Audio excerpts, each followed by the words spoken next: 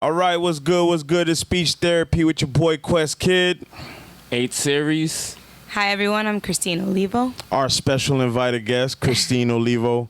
We're gonna talk about a lot of things. First I want to thank Phoenix TV for giving us the opportunity to be here and just this first episode is gonna really launch what I have a vision for of being like a really, really huge thing.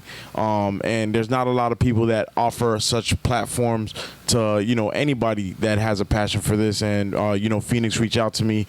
We chopped it up and we came up with a concept, and now we're here. So I want to thank my dog. You know what I'm saying? Because without him, this wouldn't be here. So appreciate you on that, fam. Yes, thank you, and thank you, Qwest, for inviting us to be on your first episode. Oh no, definitely. Well, I chose A series because that dude has something to say about everything. You know what I'm saying? And like he's very informative. He's definitely more in tune with a lot of things that I'm not. So like all I got to do is mention the subject, and then he'll just go off the rails with it. So he makes my job easier. You know what I'm saying? And of course, my sister Christine. She's just an intelligent woman, powerful mother of many. Running for office. We're not gonna say what yet, right? No, we're not. I'm running for Congress, but I'm not disclosing the district just yet. Got you. Yeah, we don't want to give the enemy a heads up. You know what I'm saying? Exactly. But not definitely. And we got Sweeper in the background. You know what I'm saying? She's she's definitely from Jamaica. You know, ear. You want to buy me car? But yeah, man. So I just definitely want to thank everybody for coming through, and this is just one of many, and I can't wait to see what this becomes. You know what I'm saying? So, yeah. With that said, let's kick it off. So, the first thing that I want to talk about is what everybody's been talking about lately is this whole R.Kelly thing. He's a disgusting human being. Okay, well then, why? Nobody should be playing his music. Okay. He should be sold out for he should be closed out. Sorry, not sold out. He should be closed out.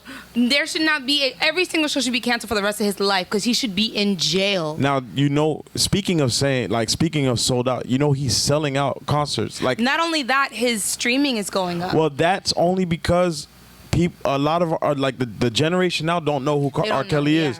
So then, right now, the way music is being provided to individuals, the only way that they could go and find out is by streaming his music. So it's like it's not really it's a positive thing for him, but it's not because people are like riding behind him. It's just like, oh, who is this R.Kelly guy? All right, let's stream him. Oh, that's who it is. Being streaming under his belt. You know what I'm saying? If you see the documentary, have you seen the documentary? Nah, I don't even want that in my energy. Yeah, no, it's very disturbing. And so a lot of people probably aren't going to have the stomach to watch it. You see the documentary, you see that there are women that obviously they were like, oh my gosh, R. Kelly, but they didn't know that he was going to be locking you up in hotels without food. If you disobeyed daddy, you couldn't eat for 3 days. This one chick, she liked the bulls and he liked the calves, and she was like, oh yeah, well I don't like the calves. He's like, no, you like the calves. She's like, no, I don't. He didn't feed her for 3 days. 3 days. I remember back in the day, like 2 years ago, there was a family, I think it was on the Tom Joyner Morning Show, they were like pleading, like if anybody can help us. And I always thought about this family because I was like, what's going on? R. Kelly's holding their daughter hostage. They were saying all this stuff that I had never heard before, right? True. 100% true.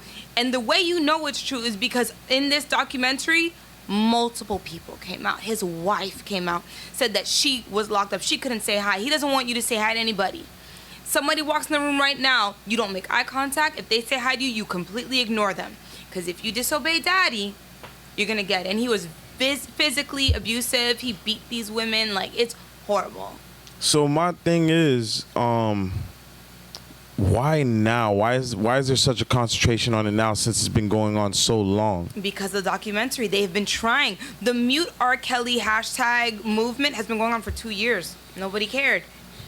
It's black women. Nobody cares. Yeah. How long did it take people to find out about Trayvon Martin? People don't care about black people. Yeah. It's like, oh, okay, so he's got black women held up in a house. But you know what the crazy thing is? When you watch documentary, these women, how they left, they just walked out the door. But that's what I'm saying, though. Because it's just like, okay, here's the deal. It's like, I know it's like he's done some like monstrous things, right? But it's just like, okay, don't tell me you don't know that R. Kelly has a videotape pissing on an underage chick, right? Yeah. So, okay, if he has the gall to record something like that and the girl's underage, why do you go dealing with him after that? They discussed that in the documentary. The thing is, because he was acquitted, everyone just thinks, oh, okay, so it wasn't him. It's not true. Or I mean, yeah, it's clear as day that that's R. Kelly. And do you know that underage woman, that 14-year-old girl, I think R. Kelly met her when she was 12, but I think at the time that he peed on her, she was 14. That was Sparkle's niece. Yeah, I know, it was her niece. Yeah, I know that. Sparkle's niece. But what I'm saying is that, okay, that wasn't the only girl. And plus, besides that, you already know that he was dealing with, like, underage chicks. So it's just like, why are you coming now? Like, why do you, a girl that's in 2018, 17, whenever, why do you go and still deal with that? Knowing but that, you don't know it. Look at us right here. Not everybody knows everything that's going on in R. Kelly's world. Exactly. And, like, you know, it's R. Kelly, so like these girls are probably like, but that's what I'm saying. Yeah. But that's what I'm saying. If everything goes well with that, nobody cares that he's a 40-something, 50-something-year-old guy dealing with kids. That's what I'm saying. That's the problem that I have. It's just like I see victims on both sides. Yeah. Because my thing is this is like, okay, you could get finessed if you're a young girl into like dealing with an older guy, but at the same time, it's like no one can just turn around and be like, oh, that's just to blame on that guy because that girl has parents, she has, guidance around her and all of that. Then you have to watch the documentary because these parents, like there's this parent, these two, a mom and dad, they still haven't seen their child in like 2 years. Mm-hmm. They're pleading for someone to help them. Their daughter actually tried to escape recently, like a few months ago, and one of the guards ran after her and brought her back. So what happened is she's 17, and she would argue with them because she said, you're not allowed, the mom said, you're not allowed to be with R. Kelly alone. Daddy or myself have to be there together with you, I know, but you have to understand the mentality of But it's so no. But I'm saying for the parents and the family, they're gonna give my kid a record deal. But that's what I'm saying. So then you gotta know what comes with that. And I'm not saying that they deserve that, but I'm just saying it's just like you gotta know the possibility of like the worst case scenario. Yeah, there is a chance, And the sad thing is that the first day that she met with R. Kelly by herself, the parents found out via text. They rushed over to the hotel. They're like, our kid should not be here, but she's 17, so it's like really hard to get her to listen. And R. Kelly tells them, oh, I'm sorry. I thought that you knew that she was coming. It was just for an audition. I'm leaving tomorrow, and so I just really wanted to meet with her. And they said, you are not allowed to be with our daughter without one of us present. I'm telling you this right now. And they told him that. Months later, they're going through, they see that the daughter still has the same iCloud or whatever login. They check it. They saw the text messages. That night, she had sex with R. Kelly. Wow. Well, look, let me ask you something. You have kids? Yeah, I have 2. You have a daughter? No. Thank God. I don't have a daughter. I don't have kids, but I know for sure. Even if a guy was up on charges, whether he got acquitted or not, I would never let my kid go with a guy under any circumstances, for business, for anything, because I don't know what he's capable of. So at the same time, but have you met a 16-year-old girl? I know, but look, I know. A strong-willed 16-year-old girl that will do whatever it takes, will sneak out the house, do whatever. I'm telling you, when I was that age, you couldn't tell me anything. I did what I wanted to do. 100%. So I understand her view. So what you're saying is that it's not. It is completely R. Kelly is at fault for his actions, but you're saying that some of the blame should go to some of the victims or the victims' parents. What I'm saying is it's a messed up system. Yeah. It's not necessarily. Yes, it is messed up individuals, but it's a messed up system. I mean, you look at a lot of situations where you got, like, kids getting molested, like, in the Catholic Church and stuff like that, and you ask yourself, why is this going and getting tucked under the rug for how many years? It's a system that's messed up. So what happens is when you villainize the people that are active in the situation, it's like you take your eye off the bigger picture of like, how do we make sure that this doesn't happen to somebody else, rather than just putting that one individual in jail? Because you know what happens? Let's just say you prosecute R. Kelly right now and you put him in jail. That's one person out of circulation that can corrupt people. But what about the rest? Because what happens is it's not a point that people are interested anymore once he's in jail. Yeah. So maybe he needs to stay out for this. I mean, that's no. But maybe I understand now. I fully understand your point. It's not about prosecuting R. Kelly. It's about making younger people more aware of the decisions they make and more aware of what the consequences could be once they make those decisions. So it's like how do we get young men and women a little bit more aware, or of what should and shouldn't be happening exactly to them, when they should say something, yes, how to protect their surroundings, yes, and to protect themselves, and to be more strong-minded, because it's like, all right, yeah, gullible. yeah. We lock up R. Kelly, then tomorrow Diddy comes down and is like, all right, R. Kelly's in jail. Hey, all 15 and 16-year-olds, you want a record deal? Come to my house. Yeah. You know what I'm saying? And then we're gonna contain one person, but we're not containing the problem. Exactly. There's many people doing this. It's so funny because like I was saying, 2 years ago, I heard these parents on the radio, and I know somebody called in and said, well, Hugh Hefner got a whole bunch of women at his house, and nobody's tripping over Hugh Hefner. That's true. There's a difference. There's a huge difference. Hugh Hefner, I've never heard of Hugh Hefner beating women, starving them. And they're not minors. No, they're adults. Not minors. They're adults. Yeah, they have to be adults to go in there. No one's questioning your sexual drive or your sexuality. No, but that's the thing.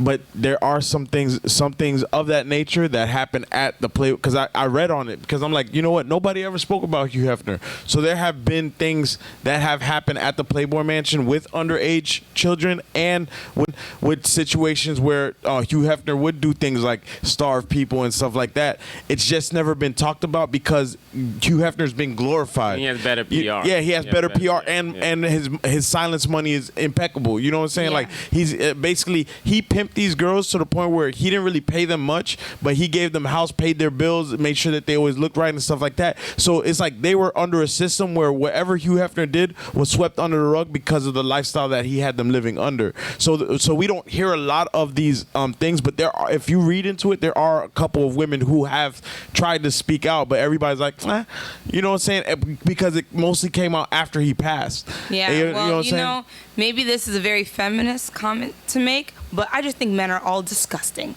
All of you. All of y'all. Hey, don't be grouping me with people making videotapes. Don't put me in that box. But when you think about all the heinous, some of the most horrific things that happen, it's like we're not taking care of our men.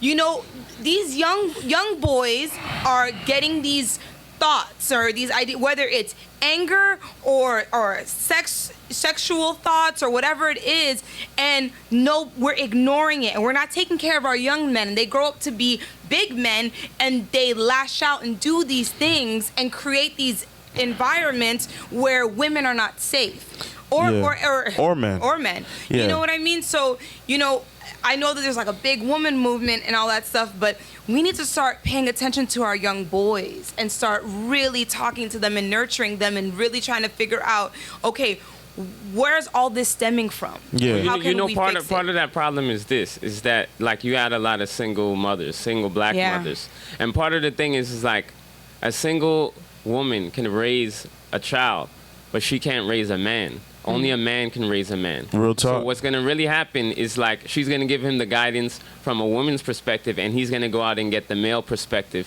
from somebody who may not be like the best role model. Yeah, and 9 times out of 10. Yeah, exactly. And the thing is, like prior to this whole thing, like I asked Karina, I'm like, oh, I'm gonna make sure I show Austin the ropes at a young age, Playboy this, Playboy that, because like when I was younger, I was a Playboy, you know what I'm saying? Like I was, smashing chicks left and right and I didn't feel no harm to it, because it's like, whatever.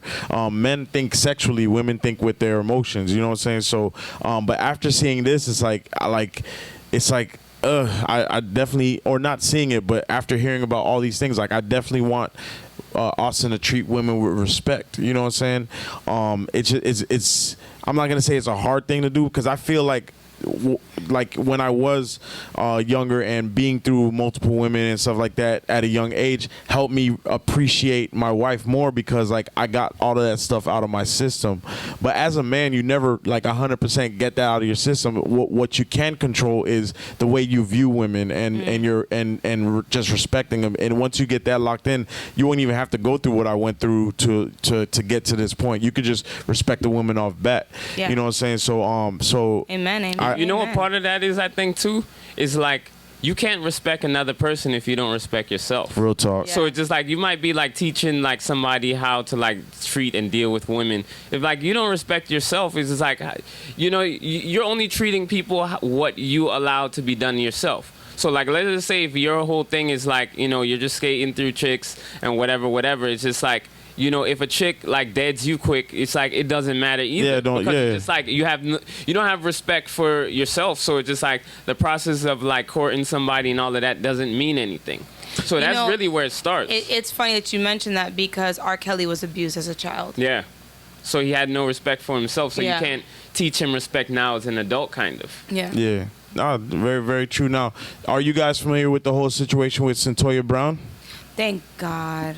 So Cyntoia Brown got clemency. She was a victim of sex trafficking, and in her defense, she murdered some dude that was trying to pick her up. Do you know more so about what happened? Yeah. So her pimp, I guess, made an appointment with her, and so I don't know if this guy was a regular or whatever the case was, but she didn't feel safe with him, and so she killed him. Did she kill him while he was sleeping, or it was? I don't know. He had his guard down, regardless. So he might have been sleeping or whatever the case is. And so she killed him. And she feared for her life. Yeah. And she needed freedom from that. I think that her life is now forever changed. Obviously, between sex trafficking, being pimped out, being now a murderer. Yeah. And now being incarcerated. Yeah. You know, so her life is forever changed, and she's a woman, but forcibly a woman. Yeah. You know, she's barely a woman. Yeah. But the whole thing with sex trafficking, but you know, like, all right, so women that get pimped out, like, I feel like they choose that. You know what I'm saying? You can't, like, I mean, no, you can't force a girl to be pimped out, but it's like some girls have a choice to do something different or whatnot. So it's like I know we have a sex trafficking issue, but I guess it goes back to what I'm saying, like the mentality of people. Like, you have to. So there's two things that I feel happen inside of a woman or a young girl when she's approached by a man. Number one, she's either very afraid, or she's very gullible. So she's afraid that she's going to get killed, and she's afraid that she can't defend herself, number one. Number two, she's gullible in the sense that she'll believe whatever they say, and she's impressionable. So she'll start to just do whatever they need her to do, because guess what? She needs to eat. She needs a roof over her head.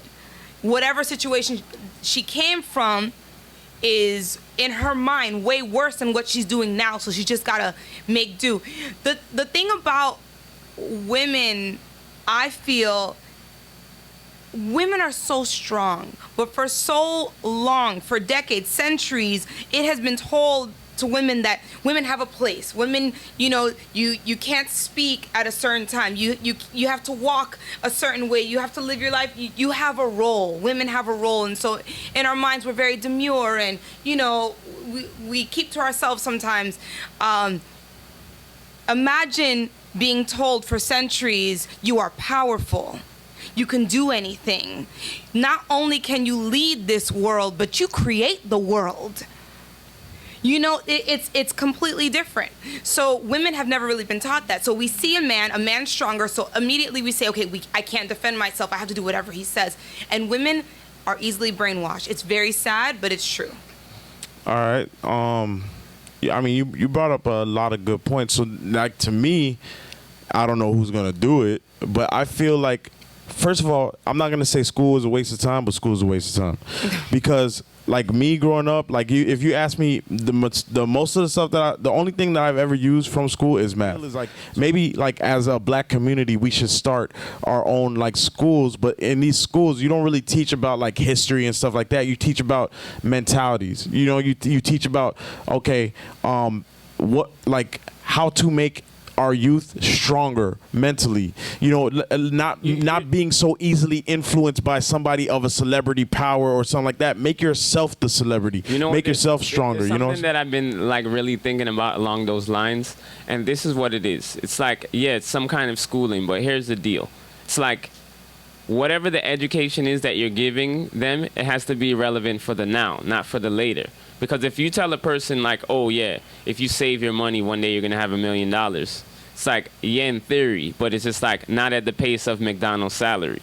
So the thing is like, if you're telling somebody to do a job and they don't have the tools to do it now, how fast will the job get done? No. So it might be like more of a situation of like giving people the ability to do jobs that are doable at maybe at the economic level that they're at. So it's just like, okay, maybe like in a white community, it might be like, oh, a kid investing in stocks at a younger age. Yeah. But it's like maybe a black person that's barely hanging on doesn't really have money to invest in stocks. So like, what would his version of that be? And it can't just be like something that's so volatile, like let's say playing basketball or like entertainment. Maybe it might be some other niche. Maybe it might be some other business. Like you see like a lot of people that's going right now, like young kids with these startups, and it's just like it's like the 11 into like $1 million or multi-million-dollar businesses, but it's dealing with stuff that's more relatable. So like for instance, it might be like for a young girl, it could be like,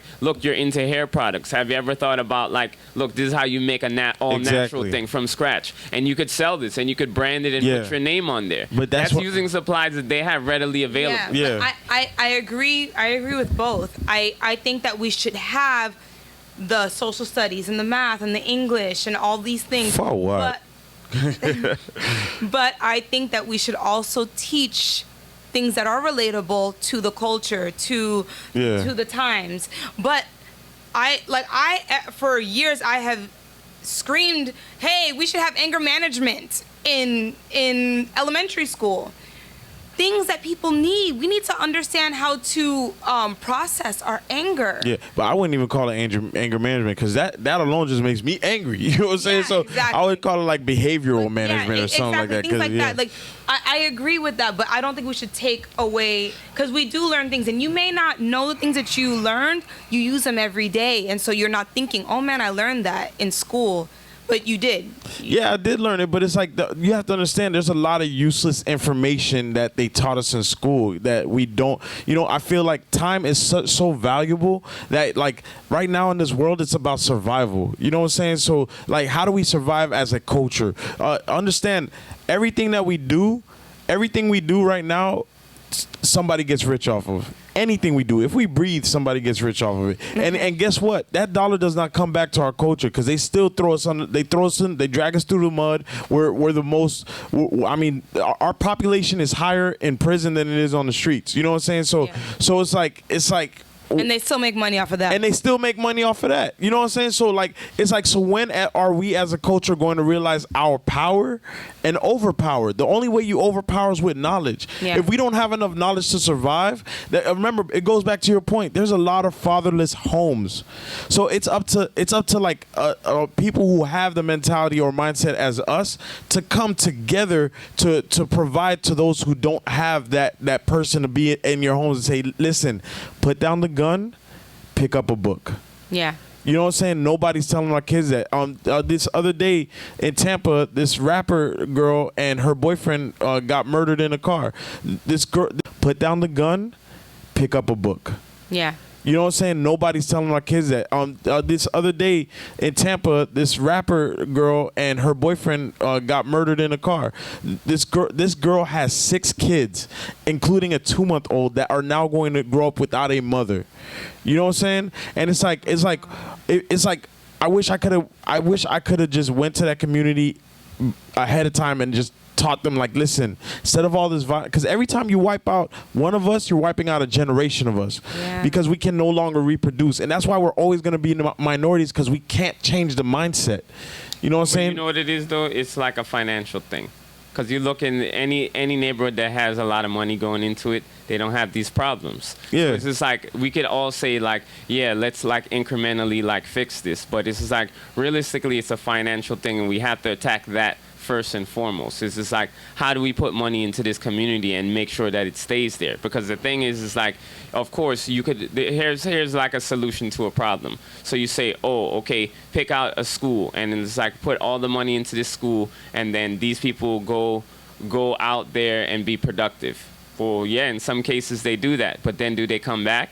Or their view of life is on a tangent now when they come back, so whereas they don't view the people that they grew up with as like people that are victims or people that are being suppressed. They look at it more of victims of their own, you know, like their own, it's product of their own environment. Yeah, exactly. So it's like more of like a looking down on, instead of like, okay, I understand that they're not thinking that how I am thinking, because I'm at a different comfort level. I could pay my bills on time. I could do this. I could do that, and they can't. Because it's like, even like a simple thing like going outside of the country, going to a foreign country gives you a different perspective. Because you might think that you're poor here and you see poverty somewhere else, and all of a sudden now you start getting more productive. So that's what I'm saying. Like, there's not people that are realistic in that aspect of like, oh, they're like, oh yeah, these people need to like take care of themselves, or they need to just like turn themselves around. And it's just like, yeah, but they need help, and it starts with you, because you're the one with the privilege. Very good point. Very good point. All right, so now the next topic. Speaking of privilege, Donald Trump. Oh gosh. Oh man. My God, my sure God. We got enough tape for this? Yo, listen. How long is this show? Yo, listen. The thing that gets me is this dude is like the worst president ever. Like ever. And I'm not saying that because he's Republican. No. I'm not saying that because he's whatever he is, conservative. I guess they call all Republicans conservative. But like, he is literally like garbage. And a lot of people that ride his coattail are like, no, he's the best president. That he's the best thing that ever happened to the White House. And it's like, not even like my homies on like Facebook. It's like, yo, son, like you really are turning the blind eye to the fact that like there's people who are not getting paid because he wants a damn wall, son. Yeah. Do you know there are 554,000 homeless people that could benefit from $5.7 billion for that wall? There are 3.2 million full-time teachers that could benefit from $5.7 billion. How about black people? We're still waiting for 40 acres and a mule. Yeah, real talk. We could benefit from that $5.7 billion. You want $5.7 billion for what exactly? And this is my issue with Donald Trump. Because I realize when Donald Trump does something, it's not just what you see. There's always something hidden. I really feel that he has a secret contract with someone, a contractor, a general contractor that's going to build that wall, and they're expecting that $5.7 billion. Yeah. Either that, or number two, he really thinks he has a shot at being reelected. No. And he feels like the wall. But that's the thing. It's just like, it's a pageant for him. Yeah. So it's just like, basically he's been campaigning since he got elected, and I've never seen a president ever do that before. Ever. And it's really because that was the biggest promise that he had. But my biggest problem is, like, if he wants to build a wall, go ahead. I'm just not paying for it, because in the first place, and this goes back to even his base, his promise to them was that Mexico would pay for it. Pay for it. It wasn't just like a one-time thing. It was like that was a mantra. That was a mantra. So it's just like, how does like the core of your campaign, how is it just debilitated, and now it's our responsibility? Yeah. And then you're trying to flip and bounce and get me to pay higher taxes in something that's not going to protect us. And he says he's going to keep this shutdown going as long as it takes. You know, the longest shutdown in history was 21 days. He has surpassed that by 2 days, I believe. I think we're on our 23rd day. And that record was held by who? Which president? Do you know? It was Reagan. Reagan? Okay. It was Reagan. Reagan had like 6 shutdowns. Wow. Yeah, he had 6 shutdowns. They were all pretty long, like 11, 12 days. Obama had one, right? Obama had one for like 14 2 days. I think Oh, most 14 presidents days. most presidents do it, but it's just like the length of time. But it's also for, I don't want to say a good cause, but it's for a reason that everybody's fighting to come to a compromise. And so until we come to a compromise, we can't really disperse the money because we need to make sure that we're all in agreement, right? Yeah. But this man is not, the issue that I have with him is that he says that this is a national security issue. Well, since I've known of Donald Trump, I've never known him to go off of facts. He goes off of what he believes, right? There are no facts to back up that we need this wall because there's a national security issue or national emergency. Well, realistically, even if there was and that was the motivation, that doesn't solve that problem. Exactly. Because the thing about it is like there's other ways for... I mean, the majority of what he's saying is a problem, like drugs coming in and stuff like that. It's not coming in through the border like that. It's coming through regular entry points, like by water, by plane. So it's just like it's basically not gonna cure that. It's basically all it is just a sham, just to have like a false sense of security. Also, it's just like when you live in a gated community. It's like, are you locked in or are they locked out? So it's really about the perspective. You know, it's so funny about gated communities, like. People can't, like, they have to, when they're driving in, they have to stop at the gate. But I could look to the right and I see people just walking in and out. Yeah.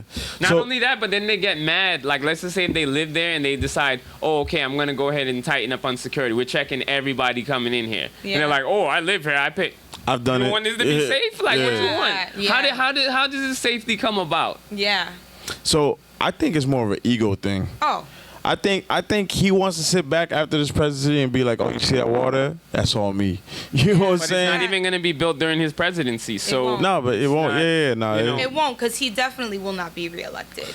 Even if he was, it's going to take more than like 4 years. To build, I've seen the man do magic. You know what I'm saying? Like, I wouldn't even count him out on this one. So he's brainwashed. I mean, the thing is, we reelected Bush. You know what I'm saying? There's no comparison. Oh, no, definitely not. There's no comparison. I would rather have Bush now. Yeah, nah, definitely. Bush was just an idiot, but he didn't do a bad job. You know what I'm saying? But you know what? My friend told me one time that, we need the balance. We need there to be a Democrat as a president for a while, and then we need a Republican as a president to create a balance. So someone that's fighting for the businesses, lower taxes or whatever. Okay, so that feeds into the businesses, and then next we're feeding into the to the taxpayers' dollars. Things like that. We need a balance. It shouldn't just be Democrat forever. I'm okay with the balance, but this man is not. He's not a balance. Like that, he does not represent the Republican Party at all whatsoever. I can have a conversation with a Republican. I can't have a conversation with that man. Well, the bottom line is like he doesn't know how to negotiate. No. He doesn't know how to negotiate, and I feel like even maybe this maybe carries over to his business acumen, because it's just like, you have to be able to negotiate. You have to be able to like show the other person on the other side what they're getting out of this deal. And the bottom line is he wasn't able to do that with Mexico, so how you think you're going to be able to do that with U.S.? Very true. It's not going to happen. Yeah, what would we get out of this deal? I think he's creating the emergency. I mean, honestly, he declared a national emergency for the opioid epidemic, and nobody gave him $5.7 billion. Well, he's saying that he's posing it like it's an invasion. Because, he keeps showing the optics of, like, people coming in these caravans, and it's just like, they're coming with what? Scud missiles strapped to their back? Because it's just like, how do they invade a country? You know what I'm saying? They don't. We let them in, and then we put numbers on their arms like we're the Nazis. Well, we send them back, because that's how the policy goes now. Yeah. Policy goes is like, you come in, you put your application, and we'll holler back at you. That's if you're still living. Because once you go back to wherever you're coming from, it's a danger who knows zone. what conditions you're going back to. Yeah. So. But and we're gonna move on to the next topic. But they said that Obama, I mean, all administrations had these camps going on. I mean, even the Obama administration had these like camps going on. So it didn't start with Trump. It didn't start with Trump, but Trump has escalated the situations within these camps. So tearing mothers from children, that did not happen. If I'm coming in with my family, we're staying together, and we're gonna find out together whether or not we're gonna be allowed a trial to be granted our temporary TPS, temporary protective status, or not. But you weren't being ripped from your child. You don't know. Kids are being molested. And kids are dying. Yeah. That's the worst part. It's just We to stay agitate them. together. It's just to agitate them so that think about it like this. It's just like within the U.S. It's like whenever there's like something going on where there's a protest, right? Yeah. It always starts off the same way. It's always peaceful. Everything's cool. And then you have like the SWAT team or you have the police that agitate to try to disperse them. And then they paint the narrative of like, oh yeah, look at how look at how escalated these people are, and look at what's going on. And that's why, with the whole that's caravan why we can't thing. have these gatherings. Period. Yeah. Wow. Well, I mean, we touched on some pretty good topics, but now it's the Red Couch segment. Oh gosh. So the Red Couch segment, what it is that don't end a lot.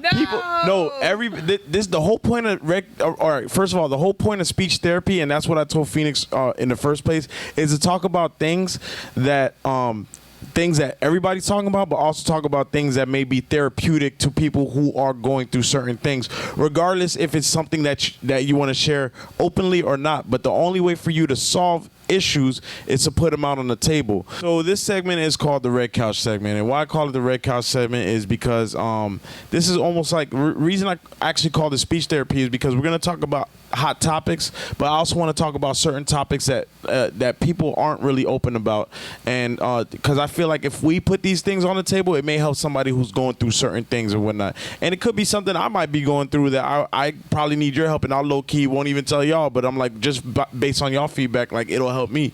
But I know if I'm going through it, or you're going through it, that somebody else is going through it, and something you may say may be helpful and also give a different insight. But the Red Couch segment is different from everything else because it's something that you wouldn't normally talk about openly. You know what I'm saying? So it's an uncomfortable it's an uncomfortable conversation that you would usually talk to like your therapist or somebody that you confide in.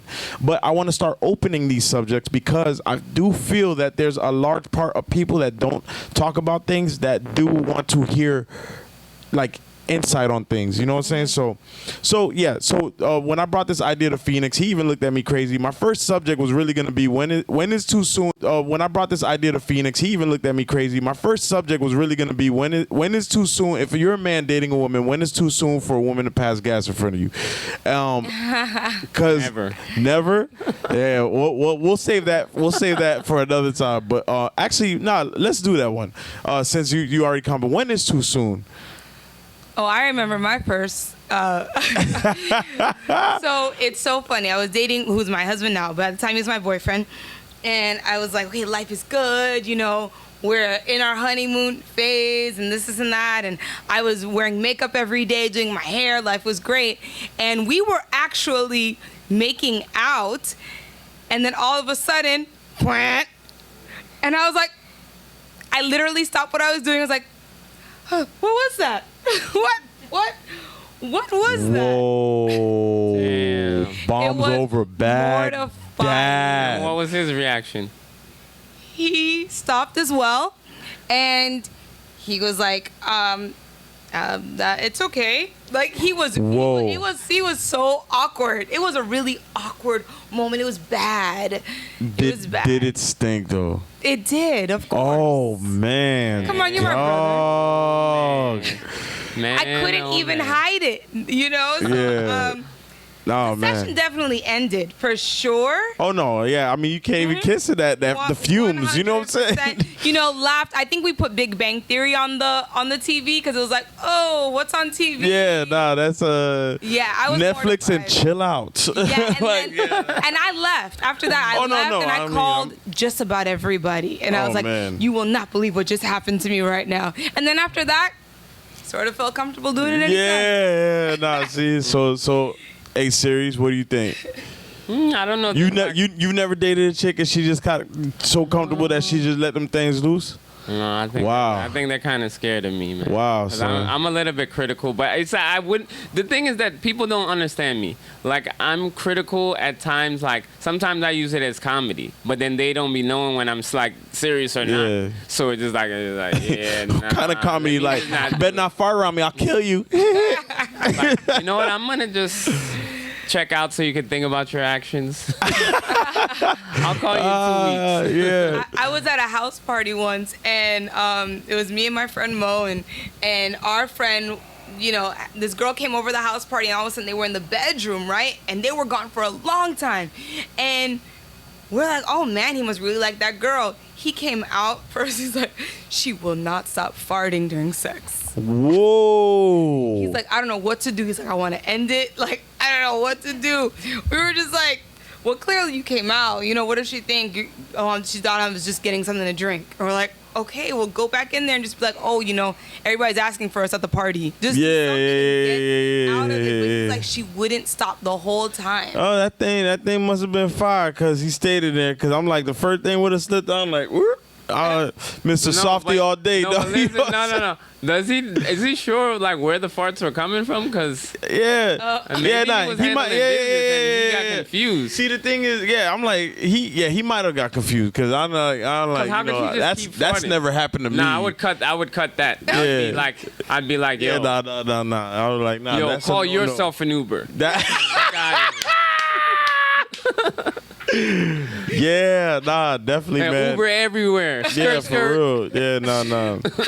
But the thing is, my thing with that is like, yo, it's cool to be comfortable, but like, it's better for at least for women if it slips out. But like, if you sitting there and doing like the booty lean and forcing that thing and then having a nasty face with it, like, nah, you gotta go somewhere else with that. I don't care who you are, like, you know what I'm saying, like, and that thing, reduce the bass on that, you know what I'm saying, like, it has to sound, I don't know, I think I'm critical about like how the package comes, you know, like I said, this is gonna be uncomfortable conversation. You know what is messed up, because to cut them some slack, it's like, what's worse, a fart that's loud or a fart that stinks? Oh, they yeah. might be loud, but they don't have a smell to it. Yeah. So I can handle that. Yeah, I'd be like, yo, yeah. that smells. But the SBDs, But you know, I just want to say, some women, especially after giving birth, it's just hard to control. Okay. Yeah. Jeez. Well I then. really need some slack. Well then. Whatever's. Now we know who to avoid. Yeah, right. Like, oh yeah, I just gave Chrissy to play the rice and beans. A rice of what? You know what I'm saying? You better grab that. Anyhow, well, I mean, I think this went pretty well. First episode. Yeah. All right. What do you think, Phoenix? Thumbs up. All right, Suika. Suika, what about you and farting, huh? Oh no, she look like she be passing them gizzard, boy, like them bombs over Baghdad, boy. Suika look like a live wire, boy. Wait a minute, we talked about women, but we didn't talk about men. Oh. What about them? It's okay for you guys to pass gas? I ain't gonna. I mean, manly. Yeah. But I ain't gonna lie. Like, I don't be comfortable doing that either. Like, yo, wifey had to tell me like it's okay to fart her up. You know what I'm saying? Like, I'm like, nah, it's not. Like, I don't want to smell my own. You know what I'm saying? Like, I don't want to smell my own farts. Like, I don't want to do that. I don't feel like. But then it's like she gets comfortable. All right, cool. Like, I guess we just gonna gas this whole place up. We gonna turn this to the gas chamber. So. Okay. Now, have you ever done the Dutch oven? You know what that is? Nah, what's that? It's like when you fart under the covers and then you lock. Oh, I hate that. I hate that because there's a term for it? I didn't know, but now we know the Dutch oven. Like yo, that is the worst because it's like, especially if the other. So you know, let's say your partner's sleeping. And they don't even know. And then you get in the bed, or you're already under there, and you go to fluff the covers. That thing literally finds a tunnel passage through your nose and just sits there until you tear up. Like, it's that bad. Like, because it just conceals itself under the covers. And then once you fluff those covers, it's a wrap, son. It's knockout season. Knockout season. So Dutch oven. This would be a perfect time for a Clonic sponsor. A Clonic. Oh yeah. Colon. Would you like your colon cleanse? So this is a segment called the Exposed Artist of the Day, and when I say exposed, I know when people hear exposed, they're like, "Oh, you've been exposed." So it actually does go both ways. Like, if we don't like your shit, like, we're gonna expose you, and if we do like the shit, we're gonna expose you either way. So it's exposed, and the exposed artist of the day is, drum roll, myself, Qwest Kid. You know what I'm saying? It's my show, first episode, so I'm definitely gonna expose myself. And I actually have a track called Beamin'. And it's so funny how music works. Is like, or even how God works. And I don't even know, like, I didn't even know he did music till one day he just told me, like, oh, yo, I'm a producer, da da da. I'm like, everybody always says they're producers. Oh yeah, check out my YouTube page. Heard a couple beats. I'm like, yo, I go back up to him. I'm like, I'm already freestyling to this one, da da da.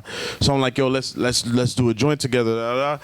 So I get to his studio and we're working on stuff and he's playing samples, and then we heard one where we're like, oh, that's it. And we're like, yo, it has a Miami vibe to it, whatever. We work on the beat, da da da, and I start coming up with the hook. I'm like, oh, you know, beaming, like I just want this to glow and stuff like that. And the only person I could think of singing the hook was my sister Christine. And so it's funny. So we get to the studio, we make the song. I get Christine to come in and like lace that thing. Like I'm telling you, it's everybody's favorite song.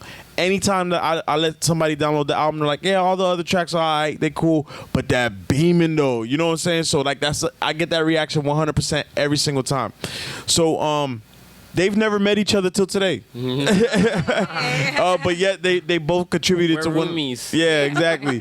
They both contributed to one of the hottest songs on my album, which is the Austin album. So go get that if you got Spotify, iTunes, Apple Music, or whatnot. So Christine's on the hook, and 8 Series is the producer. So that's gonna be the song of the day. I Qwest Kid am the exposed artist of the day. Yay. And yeah, we're gonna get right into it. All right. Well, this is Speech Therapy. Enjoy beaming and check y'all next episode. Yeah. I know you see me beaming, baby. Woo. Got my boy Raleigh. Qwest Kid. Let's go.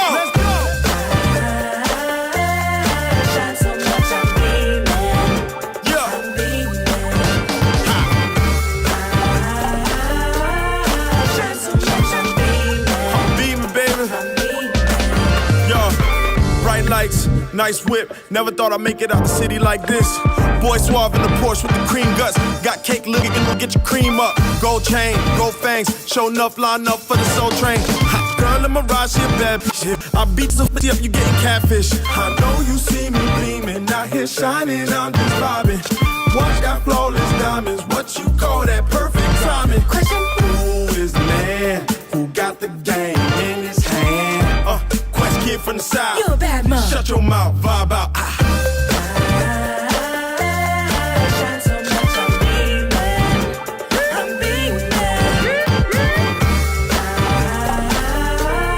Shine so much, I'm beaming. Yo, OG, the youngest know me, low key, so weed to fund my own dreams. Real talk, drop money on a crypto. When that shit blow, that's easy flip. Oh, Craig got its own zip code. Top back, maneuver in the whip slow. I don't need an Uber or a lift coach. Chill, whoa, still got the shooters on the hip though. Slim waist mommy with an afro. Took out a Honda, had her hopping out the Lambo. Lil' mama had the fattest booty. Gave it a dick twice, now she bad and bougie. First time she ever put on me. Now she walk around like a bitch don't stink. Seeing chicken shining like an LED. While these baddies trying to find out who the hell is he.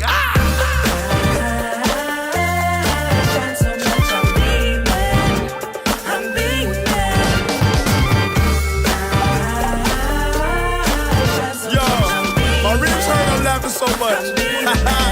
Yo, check it. We gon' do something a little different now. I gotta do this one time for my Miami people, so we gon' get it in right now. Come on now, stick. Jerk with your boy now, jerk with your boy. Jerk with your boy now, jerk with your boy. Sauce walk.